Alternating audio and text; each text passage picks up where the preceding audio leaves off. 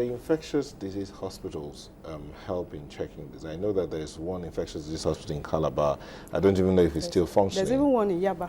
Is it functioning? IDH was still functioning as at 5 years ago. I think they are all functioning. Excuse me. Effectively? That's the question. Because these hospitals are actually designated for infectious diseases. Like this? Like this, yes. But the issue is that, do they really have the capacity to respond to infectious diseases, or they are just operating like every other general hospital? So that's the big question. So we should actually beef up all these centers so they can respond to outbreaks. Like if you say this is a hospital designated for infectious diseases, it should be able to act in that capacity.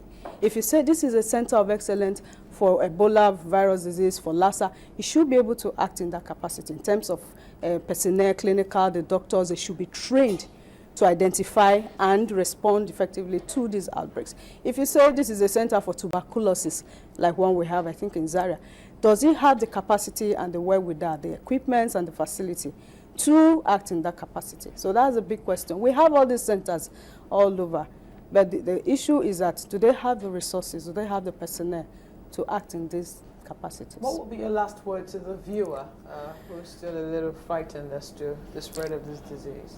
My last words would be that everybody should be calm. I think there's a lot of hype in the atmosphere already about Ebola. Everybody should be calm and take the precautionary measures that have been spelled out. A lot of hand washing is never too much. Wash your hands. Basic hygienic measures in and around the house. When you're cooking, cook your meat very well. If you have to eat bush meat, which is not recommended at all at this time, cook it with all the heat that you can gather. So viruses are inactivated at very high temperature because they are very fragile. If we have to transport it, we actually transport it on ice because it's very fragile. And I will also say that people should help out, because the people that are already in the front lines now are overwhelmed. And when you're overwhelmed, you have so many people to attend to, so many assays to run, you get tired, and that's when you make mistakes. And when you make mistakes, then you become a victim as well. So people should respond. When you can wear the personal equipment, the PPE, you are protected. And if you know what you do and you're really aware that once you break this breach of protection, you are also at risk. If you're trained, you know what to do, you are protected to a very to a very large extent. So I would say people should volunteer, people should help out. Don't be too afraid. Yes, I know we also fear for our lives. Don't be too afraid, come out to help. So the more we are, the better it is for the few people that are just there and getting overwhelmed. And I will also say, Nigerians, we pray a lot. God says He will heal our land. So we should pray. This is a plague that God can take out of our society. Okay, let me add this question before we wrap up. Sheyi wants to know your take on the theory of air droplet transmission route. Yeah, there is no proof to that yet. No proof at all to that yet.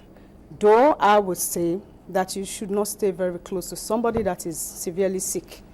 Somebody that is severely sick and sneezing and having fluids from the nose and sneezing, you should not be in direct contact with spit from somebody's mouth.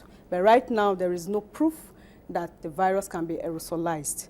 Okay, and somebody breathes it in maybe some meters away from you. How long does it survive outside, maybe on your clothes or currency, if at all it rests on those? Viruses mostly are inactivated at between 50 to 56 degrees Celsius, so it depends on how cold and how humid or hot the place is. But beyond 60, most viruses do not survive. They're inactivated in the environment. Okay. All right, so there you have it. Dr. Deborah Ehichioya is a medical virologist and head of the Virology Unit, World Bank-funded African Center of Excellence for Genomics of Infectious Diseases, Redeemers University. Thank you for coming on this morning. Thank you well for done. having me. Thank you.